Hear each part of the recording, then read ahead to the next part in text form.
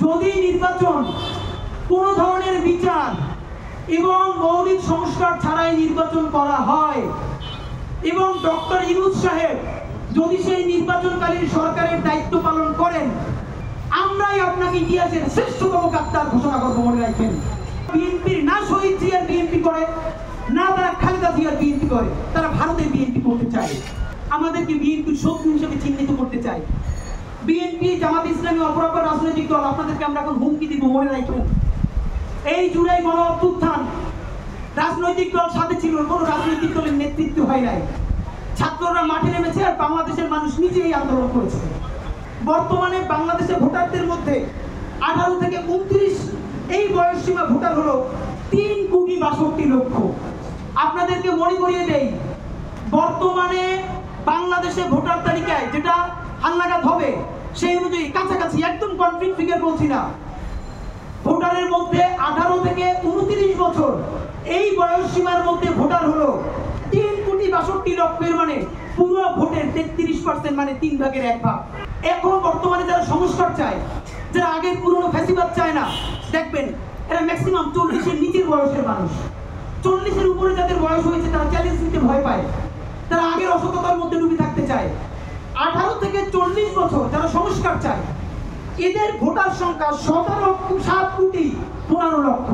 যারা তরুণ এবং তরুণের পরে যুবক, যারা সংস্কার চায়, নতুন দেশ চায়, স্বাধীনতা সার্বভৌমত্ব চায়, ভোটার সংখ্যায় তারা 7,15,00,000, মানে পুরো ভোটের 55%। 18 কোটি কিন্তু জনগণ সেই যে এখন অফিস করে, আপনার ইলেকশন হচ্ছে না, কিছু দেখে না, এই সংবাদ সম্মেলনটা দেখে। ভোটের নির্বাচন হইলে যদি ভোটের সুষ্ঠু পরিবেশ হয়, জায়গা মতো গিয়ে ভোটটা দিয়ে দিবে। আর যদি দেখে আগের মতো নির্বাচন হয়, ঠোঁটের কপালে ঝাড়ু মাইরে অফিস করে বসে থাকবে। খালি যারা বিএনপি করে, খালি যারা জামাত করে, খালি যারা ইসলামী আন্দোলন করে, আপনারা রাজনৈতিক কর্মীরাই গিয়ে ভোট দিয়ে একটা দল বানাই ফেলবেন, করেন। তাহলে এই যে 55% যাদের কথা বললাম, এরা কেউ আপনাদেরকে ভোটও দিতে যাবে না, কেন্দ্রেও যাবে না।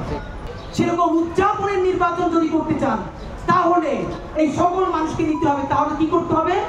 সেই নির্বাচনের আগে আপনাকে নির্বাচনের রোডম্যাপ ঠিক করতে হবে। পুলিশ, আর্মি, তারা প্রত্যেকটা কেন্দ্র সঠিকভাবে পাহারা দিতে পারবে কিনা, কেউ ভোট দিতে গেলে তার ভোটটা চেক করে কোন মার্কেট দিচ্ছে সেটা নিশ্চিত করতে পারবে কিনা। সুতরাং নির্বাচনের সংস্কার করতে হবে। যদি নির্বাচন কোন ধরনের বিচার এবং মৌলিক সংস্কার ছাড়াই নির্বাচন করা হয় এবং ডক্টর ইউনূস সাহেব যদি সেই নির্বাচনকালীন সরকারের দায়িত্ব পালন করেন, তাকে বলা হয়েছে বিএনপি তাকে সরকারে আসলে তাকে হয়তো রাষ্ট্রপতি বানাবেন। আমরা অ্যাপ্রিসিয়েট করি, ডক্টর ইউনূসের মতো একটা অ্যাসেট বাংলাদেশের পক্ষে কাজ করুক, এটা সবার জন্য সম্মাননা। কিন্তু সেটা যদি নির্বাচনের আগে বিচার না করে, নির্বাচনের আগে যদি সংস্কার, মৌলিক সংস্কার না করে আপনি বিএনপির সাথে এই কথা বলে তাদের সাথে যোগ দিয়ে নির্বাচনকালীন দায়িত্ব পালন করেন, যেভাবে মাথার তাজ বানিয়ে রেখেছিলাম, আমরাই আপনাকে ইতিহাসের শ্রেষ্ঠতম গাদ্দার ঘোষণা করবো। মনে রাখবেন, আপনার জীবনে কোনো কিছু প্রাপ্তির অভাব নাই।